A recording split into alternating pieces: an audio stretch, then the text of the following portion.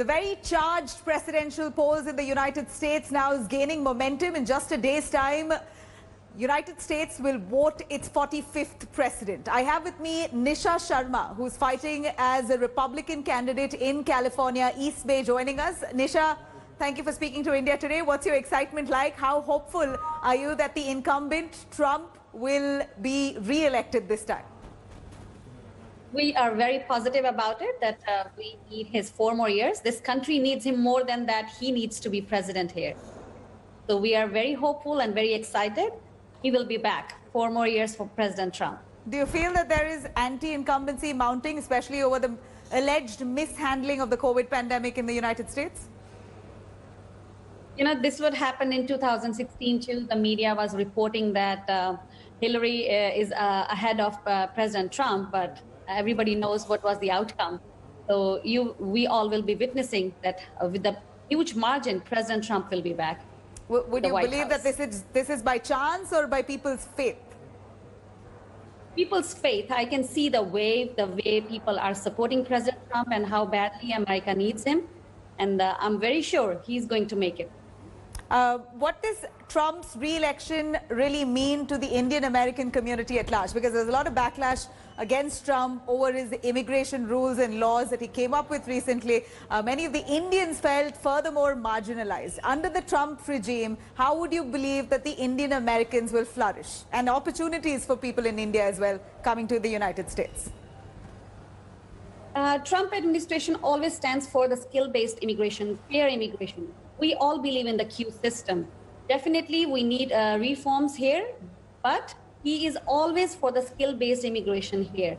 And as far as my Indian community here, my message to them is that do not worry. Whatever regulations we have imposed under Trump administration, they are just temporary because of the pandemic. Once we are out of it, all the immigration laws will be reinstated there. So I do not see it as a big threat here. Once the situation is, under control, everything will be back to normal here. Right. And he is very, very pro-immigrant, and he always encourages people. I met him in person. He was the one who said that, Nisha, if I can win, you can win.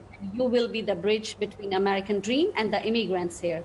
I'm very hopeful here. Any promises that Trump has made if he is re-elected to the Indian American community, considering they're a large sum? Definitely, he completely believes in us, and he knows how Indian American community is a big asset to this country, because Indian community is known for the most law-abiding community, highest tax-paying community. So that's how he sees that how we all are an asset towards this country. A quick view from a Republican on Kamala Harris being the first Indian origin voted as a Democratic vice presidential candidate. Do you think that would make any difference to the community at large? I think community here is very well educated, and they're very well aware what she has done in San Francisco here. She took care of San Francisco, California very well. And moreover, she doesn't represent us. She fails miserably here, and she doesn't stand a chance. But, my request to all the Indian Americans here that, she never took her name as an Indian American here. She always, make her stand aside from us.